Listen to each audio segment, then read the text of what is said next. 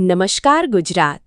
આજના મુખ્ય સમાચારની અંદર મે મહિનાની શરૂઆત સાથે 7 નવા નિયમો લાગુ થઈ ગયા છે।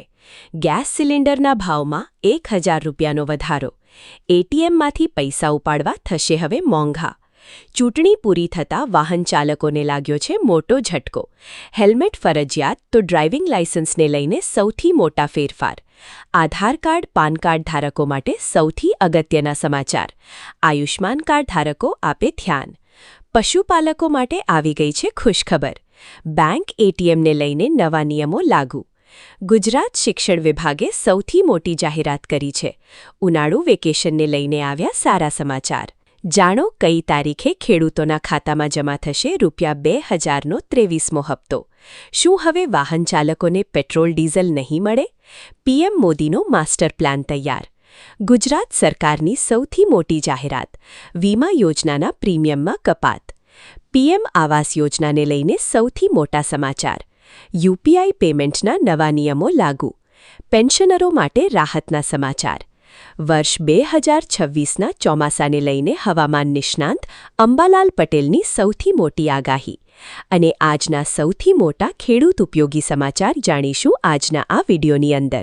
મિત્રો, દરેક સમાચાર, દરેક માહિતી જણાવીએ એ પહેલાં ગુજરાતના જે પણ મિત્રો ચેનલ ઉપર જો પહેલીવાર આવ્યા હોય તો મિત્રો ખાસ કરીને વિડીયોને એક લાઇક કરી ચેનલને સબસ્ક્રાઇબ કરવાનું ભૂલતા નહીં।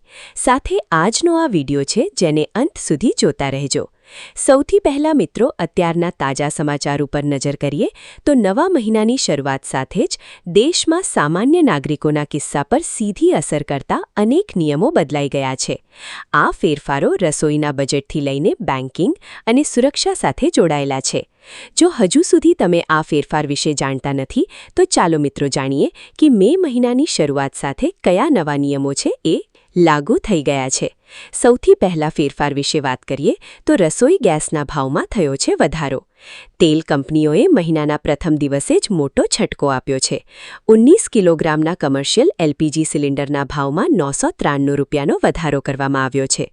જો કે રાહતની વાત એ છે કે ઘરેલું રસોઈ ગેસ એટલે કે મિત્રો 14.2 કિલોગ્રામના ગેસ સિલિન્ડરના ભાવ સ્થિર છે, પરંતુ કમર્શિયલ ગેસ મોંઘો થતાં હોટલમાં ખાવાનું મોંઘું થઈ ગયું છે। ત્યાર પછીના ફેરફાર વિશે વાત કરીએ તો ગેસ ડિલિવરી સાથે ઓટીપી અનિવાર્ય।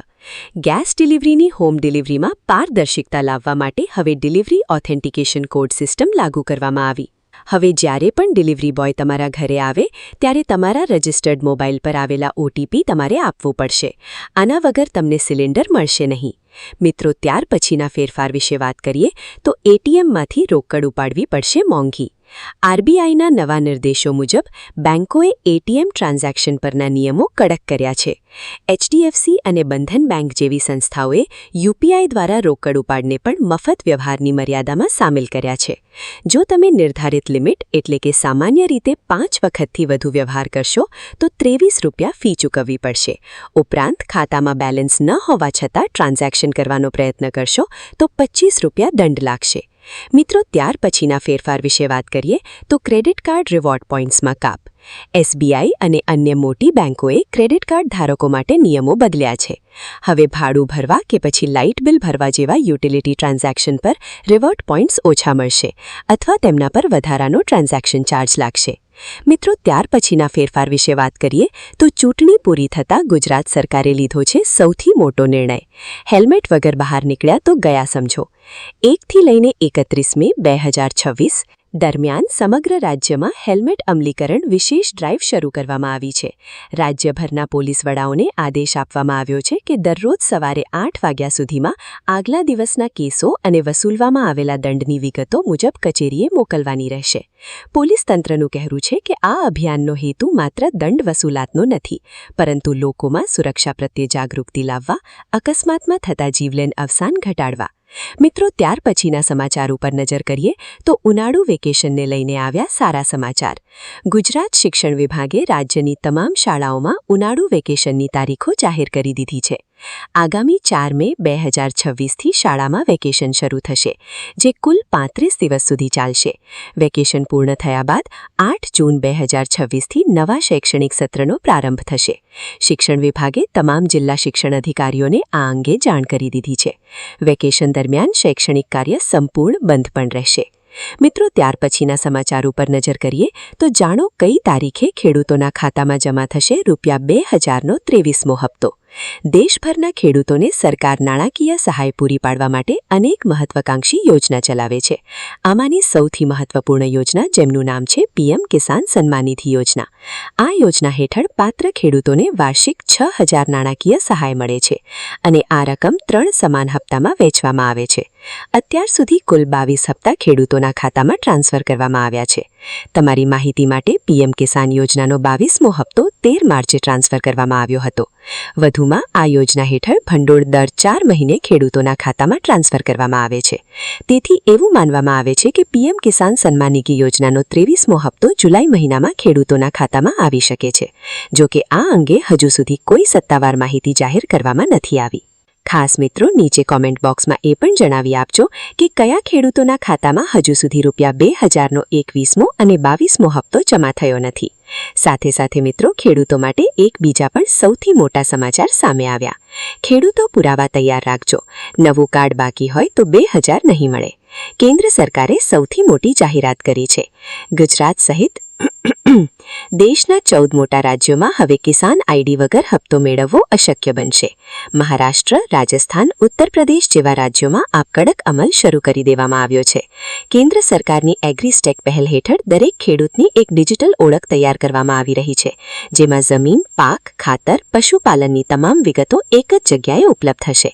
જૂના અને નવા તમામ ખેડૂતોએ આ રજિસ્ટ્રેશન કરાવવું ફરજિયાત છે. છેલ્લો 22 માર્ચ 2026ના રોજ હપ્તો રિલીઝ થયા બાદ હવે ખેડૂતો છે એ 23મા હપ્તાની રાહ જોઈને બેઠા છે. જો આ રકમ મેળવવા માટે તમારું કિસાન આઈડી લિંક હોવું અનિવાર્ય છે, અન્યથા પૈસા અટકી શકે છે. આ ડિજિટલ આઈડી બનાવવા માટે ખેડૂત પાસે આધાર કાર્ડ, તેની સાથે લિંક થયેલા મોબાઈલ નંબર અને જમીનના પુરાવા હોવા જરૂરી છે. આધાર આધારિત ઈ-કેવાયસી આ પ્રક્રિયાનો સૌથી મહત્વનો ભાગ ભજવે છે. મિત્રો, ત્યાર પછીના સમાચાર ઉપર નજર કરીએ તો વર્ષ 2026ના ચોમાસા પહેલા સૌથી મોટા સમાચાર સામે આવી રહ્યા છે. મિત્રો, કાળઝાળ ગરમી વચ્ચે ચોમાસાને લઈને આવ્યા સૌથી મોટા સમાચાર. ગુજરાતમાં આ વર્ષે 40થી લઈને મિત્રો 50 ઇંચ વરસાદની આગાહી કરવામાં આવી. જળક્રાંતિ પ્રશ્ની બેઠકમાં 11 વર્ષો વિજ્ઞાન તજજ્ઞો રહ્યા હાજર. ચોમાસાના આગમન અને ખેડૂતોની વાવણી અંગે કરવામાં આવી ચર્ચા.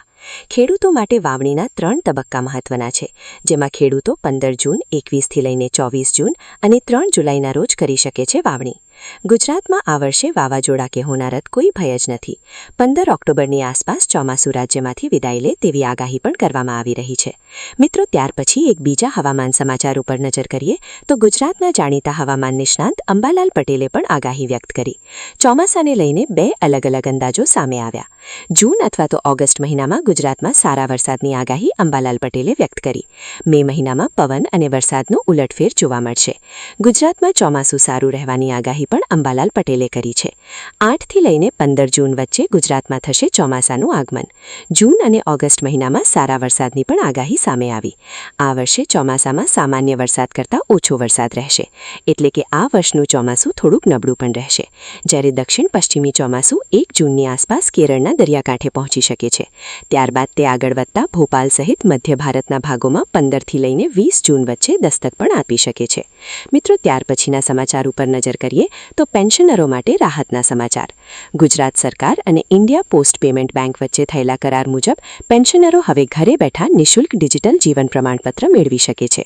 1 મેથી લઈને 31 જુલાઈ દરમિયાન પોસ્ટમેન અને ગ્રામીણ ડાક સેવક ફેસ ઓથેન્ટિકેશન અથવા તો બાયોમેટ્રિક્સ દ્વારા આ સુવિધા આપશે. પેન્શનરે આધાર, મોબાઈલ સાથે પીપીઓ નંબર આપવાનો રહેશે. આ ડિજિટલ નકલ સીધી પેન્શનર પેન્શન કચેરીમાં જમા થઈ જશે, જેથી વૃદ્ધ પેન્શનરો હવે કચેરીના ધક્કા ખાવા નહીં પડે. મિત્રો, ત્યાર પછીના સમાચાર ઉપર નજર કરીએ તો ખૂબ જ કામના સમાચાર વાહન ચાલકો માટે.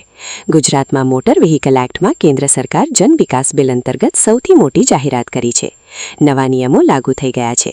ડ્રાઇવિંગ લાયસન્સ એક્સપાયર થયા બાદ વાહન ચાલકો 1 મહિના સુધી છે આ ડ્રાઇવિંગ લાયસન્સ વાપરી શકે છે.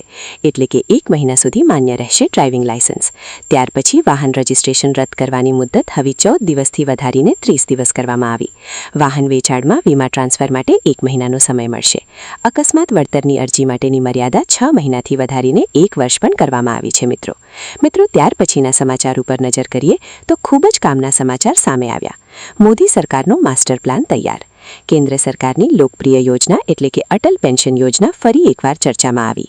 અહેવાલો મુજબ આ યોજનામાં મળતી મહત્તમ માસિક પેન્શન મર્યાદા છે 5,000થી વધારીને 10,000 કરવામાં આવી છે. આ અંગે હજુ સુધી કોઈ સત્તાવાર જાહેરાત કરવામાં નથી આવી.